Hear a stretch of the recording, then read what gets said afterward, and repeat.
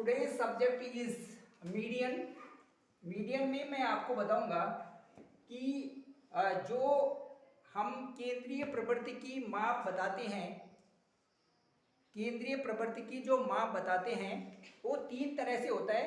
एक समांतर माध्य, दूसरा माध्यिका के रूप में और तीसरा बहुलक के रूप में। समांतर माध्य, दूसरा माध्यिका और तीसरा बहुलक के रूप में।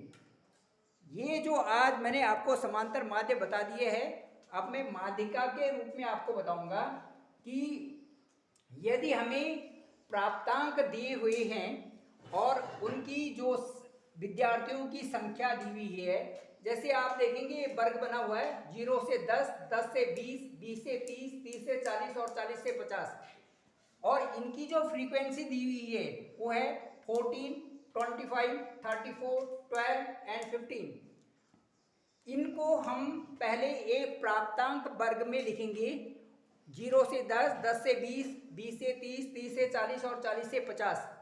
अब दूसरा जो हम कॉलम है उसमें इसकी फ्रीक्वेंसी यही जो हमें दी हुई है, हमने इसमें फ्रीक्वेंसी वही रखी। फ्रीक्वेंसी में 14, 25, 34, 14, 25, 34, 12 और 15। अब इसमें देखेंगे आप जो बीच का अंक है, देखिए दो ऊपर के हैं और दो नीचे के हैं, तो बीच में हम फ्रीक्वेंसी का एफ ले लेंगे इसमें 34।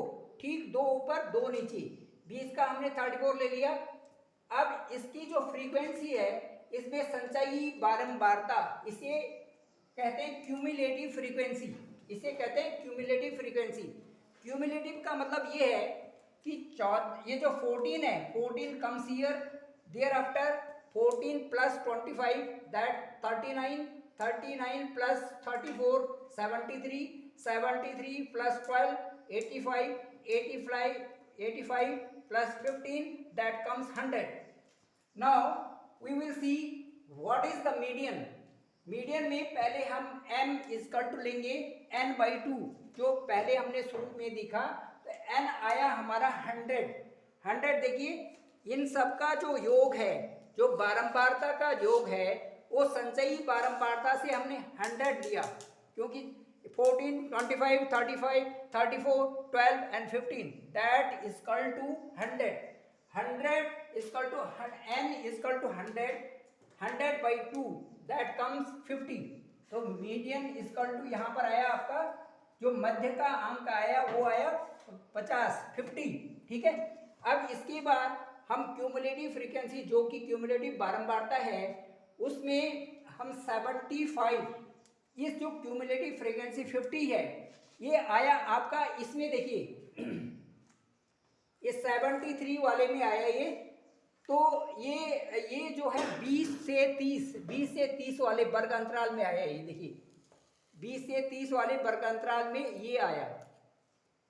अब हम क्या करेंगे कि मध्यिका का जो सूत्र है, जो हमें मध्यिका निकालने का जो हमें फॉर्मूला है, वो है m equal to n1 plus n/2 minus 6 divided by f and into i।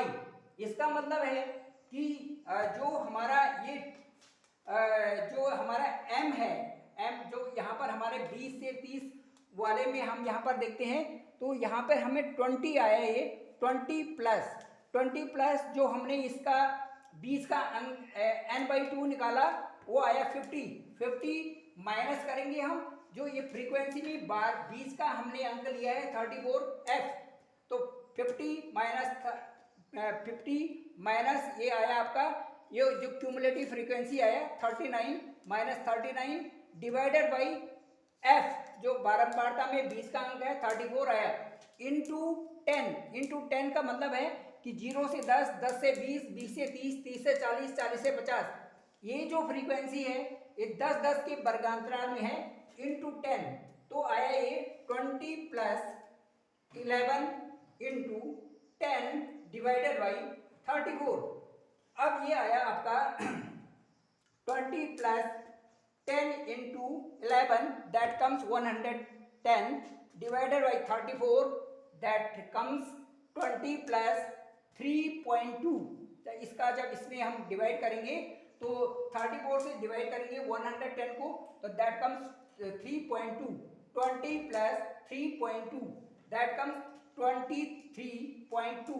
तो माध्यिका आपका होगा इसमें 23.2, 23.2।